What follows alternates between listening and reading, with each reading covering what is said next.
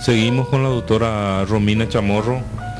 Doctora, aprovechando de su gentileza, ¿podríamos hablar, por ejemplo, de una persona que busca quedar embarazada? ¿Hay algún tratamiento especial o algún requisito que ellos tengan que tener en cuenta para poder empezar a buscar el embarazo? Lo ideal es siempre planificar una gestación, ¿verdad? La mujer pues es como una tierra donde uno va a ir a plantar la semilla. Sí. Entonces, por lo general, cualquier persona que se dedica, ya sea a la jardinería o a la agricultura, lógicamente prepara la tierra para poder plantar la semilla. Eso sería lo ideal. Lastimosamente no es lo que pasa en la mayoría de los casos, ¿verdad? Pero por supuesto que si uno tuviera una planificación, ciertamente, claro que necesita ciertos nutrientes, estudiarse a ver si no tiene ninguna contraindicación para el embarazo, ver qué grado de nutrición está teniendo esa persona, si está con un sobrepeso o si está con un grado cercano a la desnutrición, ver cómo están sus reservas, porque hay que acordarse que la mujer en el embarazo tiene los 9 meses de embarazo más el año o más de lactancia.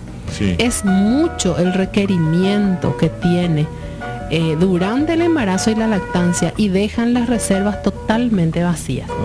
Es por eso que nosotros, las pacientes siempre preguntan: ¿no me va a engordar la vitamina? ¿No me va a engordar el hierro, el calcio?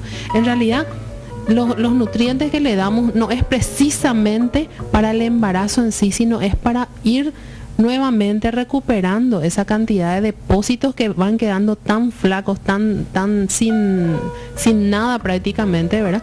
Que el niño toma todo lo que necesita de la mamá. Ahí están las somalíes, sin ánimo de discriminar, por ejemplo, llevan todo el embarazo sin ningún problema, con un estado de desnutrición a veces extremo, igual porque el niño saca de la madre todo lo que necesita. Pero por supuesto el niño también nace en ese estado. Claro, con todos esos déficits, ¿verdad? Sí. Entonces es demasiado importante, vuelvo a decir, abonar la tierra para poder preparar el embarazo, ¿verdad? Sí. Entonces, nutrirse, generalmente lo que más hoy día está en boga, hace un tiempo ya, ¿verdad? El ácido fólico. Hoy día se suma el omega 3, que son nutrientes que nosotros necesitamos darle previamente a nuestra paciente que está planificando un embarazo, como mínimo de 3 a 6 meses antes, para que primero se prepare la paciente, y segundo, minimice la posibilidad de ciertas complicaciones que se presentan por déficit de esos nutrientes, ¿verdad? O sea que lo ideal sería que la paciente esté siempre controlada por su ginecóloga, ¿no es cierto? Lógico, así mismo. Cuando ella decida tener un bebé, entonces la ginecóloga le va a seguramente suspender los anticonceptivos y le va a reemplazar por los nutrientes necesarios, que en su caso sería el ácido fólico y el omega 3. Así mismo.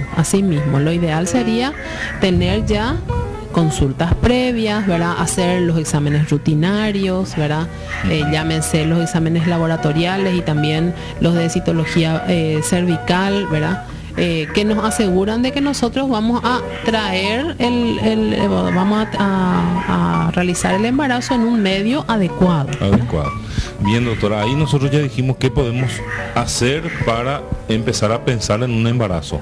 Ahora usted dijo al principio que puede haber algunas contraindicaciones, el embarazo puede tener algunas contraindicaciones. ¿Cuáles serían en este caso alguna contraindicación que la paciente no se pueda embarazar, por ejemplo? Claro, de repente no es el hecho de que no se pueda. Lo ideal es que no lo haga cuando está, por ejemplo, padeciendo ciertas enfermedades infectocontagiosas, o de repente ciertas complicaciones clínicas de base que el embarazo va a venir a complicar todavía más esa enfermedad de base, ¿verdad? Inclusive va a interrumpir un tratamiento a lo mejor muy necesario en esa paciente.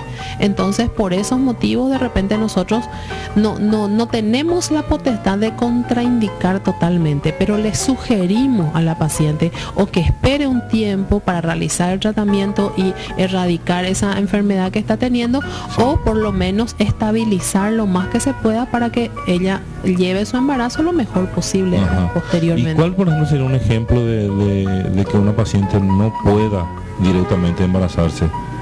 Y lo ideal es cuando son portadoras de VIH, cuando son portadoras de hepatitis B o C, enfermedades que tienen de tipo inmune, ¿verdad?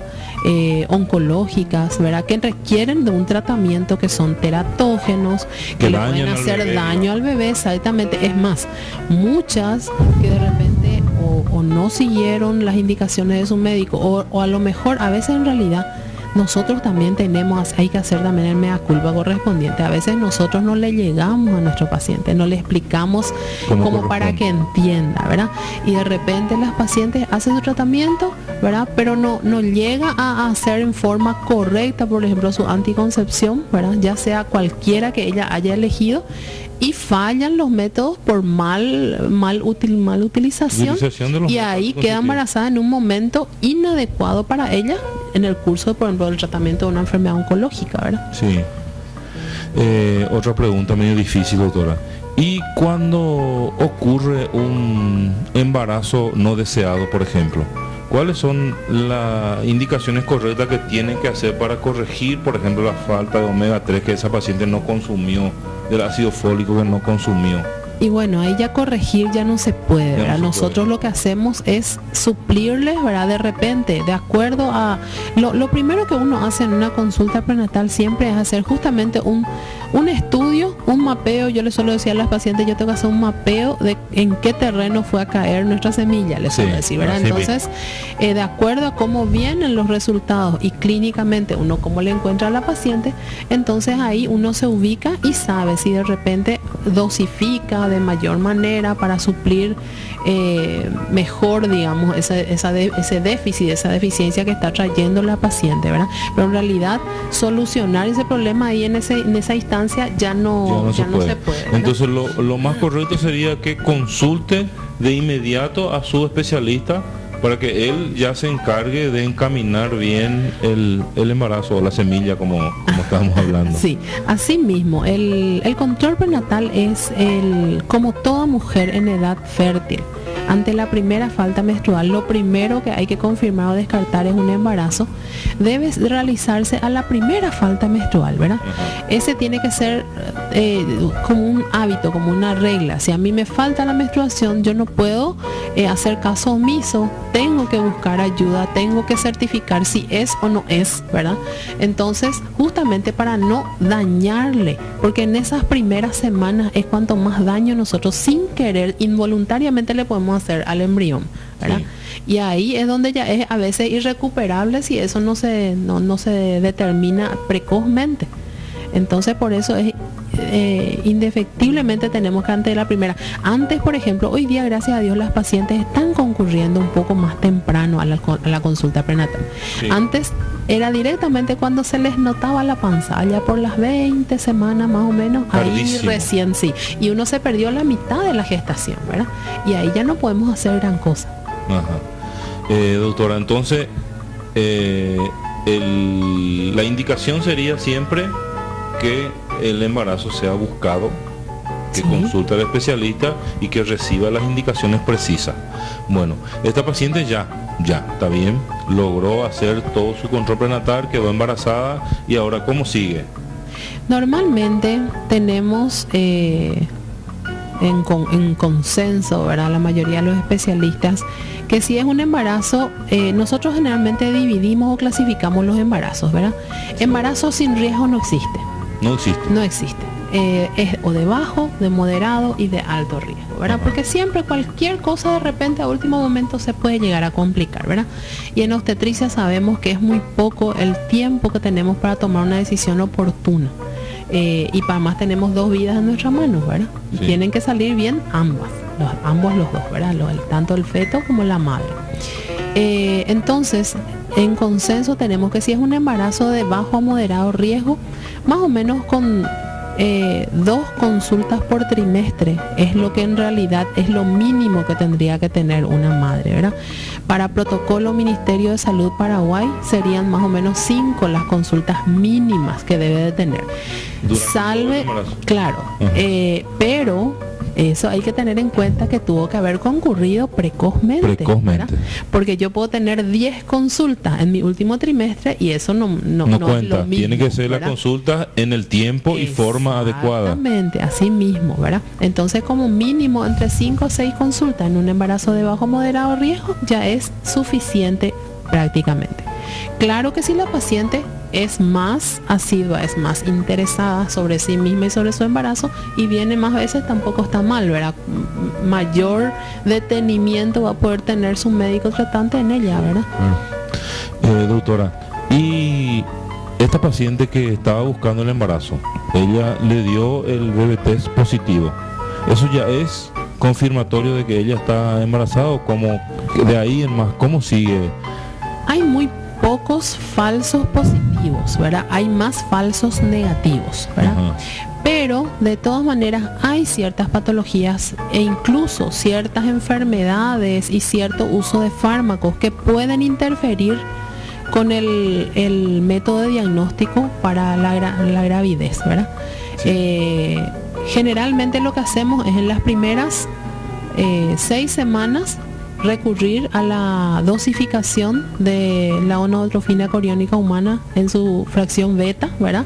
Que puede ser cuantitativa y cualitativa.